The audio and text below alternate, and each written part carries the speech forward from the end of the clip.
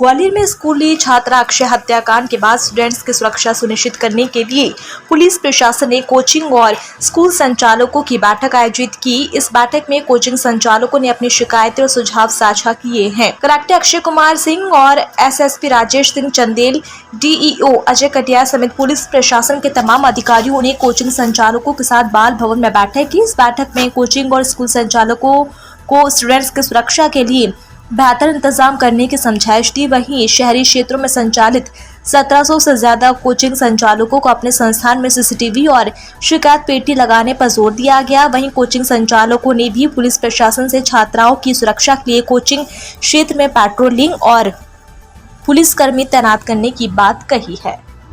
संचालक कोचिंग किस तरीके के सार्थक परिणाम सामने क्या उसमें रहा है? देखिए, ये सुरक्षा का मसला बड़ा व्यापक होता है, आप सभी समझते ही हैं। कल जो हम लोगों ने कार्रवाई की, जो घर तोड़ने की कार्रवाई जो हुई है, वो एक ही हिस्सा है। एक बड़ा हिस्सा लोगों को समझाने का और जागरूकता लाने का होता है। तो भय भी उत्पन्न करना है जो गुंडा तत्व हैं, पर लोगों में सुरक्षा की भावना भी देनी है जो सीधे सच्चे हैं। इसके अलावा ये मुद्दा ऐसा है कि अगर बहुत लोगों का सहयोग नहीं मिलेगा, आम जन भी समझे कि सुरक्षा कैसे हो सकती है, क्या उपाय किए जाने चाहिए, तकलीफ हो तो कहाँ जाएं, पालक भी समझे। मीडिया के साथियों से भी अनुरोध कर रहे हैं कि हम लोगों की बातें लोगों तक पहुँचाएँ। उसी संदर्भ में आज बड़ी संख्या में जो कोचिंग के लोग हैं, स्कूल के लोग हैं, बस ऑपरेटर्स हैं, इन सबसे बात की है। और बसों में जो व्यवस्था की जानी है उसके बारे में बात की, स्कूलों में जो व्यवस्था करनी है उसकी बात की, और इसके अलावा कोचिंग में जो व्यवस्था की जानी है वो कहा। और उनको ये भी समझाया कि आपको अगर कोई तकलीफ़ है, कुछ समझना है तो हमसे मदद लीजिए, हम आपकी मदद के लिए हैं। पर अगर समझने के बाद भी कार्रवाई नहीं कर पाए, कदम नहीं उठा पाए, तो आपको आज बताने का मौका दिया है। अगर कदम नहीं उठेंगे तो दंड देने की कार्रवाई भी करनी चाहिए। क्या इंस्ट्रक्शन दिए हैं सर? सीसीटीवी फुटेज वगैरह क्या? सीसीटीवी फुटेज का ये दिया कि सीसीटीवी में ये देखना है कि वो पर्याप्त संख्या में है क्या, उनका कवरेज इतना है क्या कि हमारा सब चीज़ कवर हो जाए, उसका बैकअप है क्या, ऐसी जगह इतनी बैकअप हो कि हम उसको सुरक्षित रह सकें। बेटियों के संबंध में कोई उनको आवेदन अगर देना है तो जो बेटी की पेटी होती है उसको एक्टिवेट करें। एक फीडबैक ये भी आया कि वो पेटी लगा ऐसी दी गई ऐसी जगह जहाँ पे बेटियाँ अपना तकलीफ़ बताने में झिझकती रहीं, तो हमने ये कहा है कि ऐसी जगह लगाइए जहाँ उनको झिझक ना हो, बाहर मत लगाइए।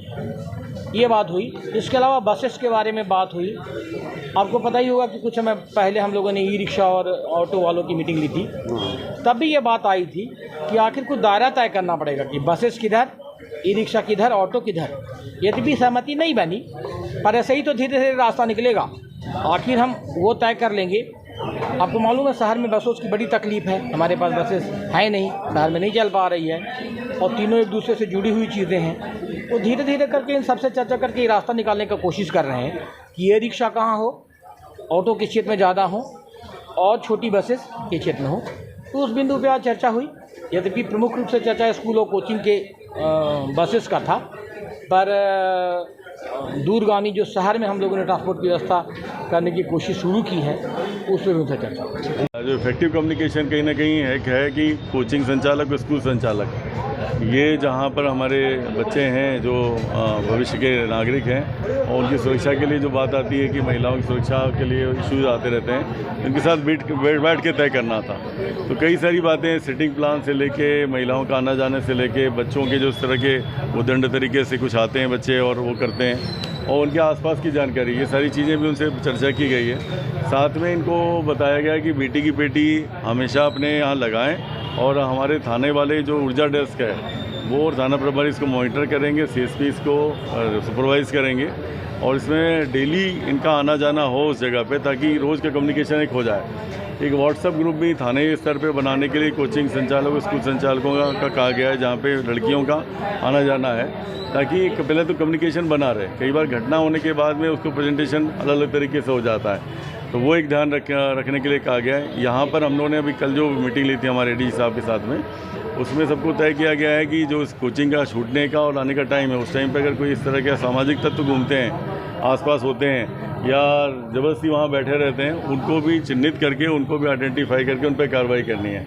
तो आज बेसिकली एक विश्वास पैदा करने के लिए, कोऑपरेशन लेने के लिए था, ताकि ये अच्छे से इफेक्टिवली हम कार्रवाई कर सकें। कई बार हम जब पहुंचते हैं तब तक सिचुएशन बदल जाती है और कई बार जब हमको चीज़ें नहीं मिलती हैं तो शायद उतना जो उसकी प्रॉब्लम है वो हम समझ नहीं पाते हैं। तो इसके लिए भी बोला गया है और इसको हम लोग एक व्हाट्सअप नंबर भी देंगे बेटी की पेटी के साथ में, ताकि अगर किसी को लगता है तो वो व्हाट्सअप ही कर दे। और उसमें हम ये ध्यान रखेंगे बेटी की पेटी या ई बेटी की पेटी में जिनका भी मैसेज आएगा उनकी गोपनीयता भी ध्यान रखेंगे और उस पर मॉनिटरिंग रेगुलर करें। सर एक बात सर आई सर, जो बाइक्स हैं, जो महंगी बाइक्स लेकर आसपास घूमते हैं जो लड़के, उन पर भी निगरानी रखी जाएगी? हाँ बिल्कुल, इस पर बोला गया है, सभी यातायात वालों को भी बोला गया था, यातायात वालों को भी रखा गया था। बीच में एक अभियान चलाया गया था 1.5-2 महीना पहले, ये जो बुलेट टाइप की और आवाज़ करते हुए करते हैं, कई लोग स्टेशन में करते हैं उद्दंड टाइप से और दबंगी दिखाते हैं, तो उन पर सख्ती से हम कार्रवाई करेंगे, चाहे शहर में कहीं भी करें। अगर कोचिंग के आसपास घूमते हैं तो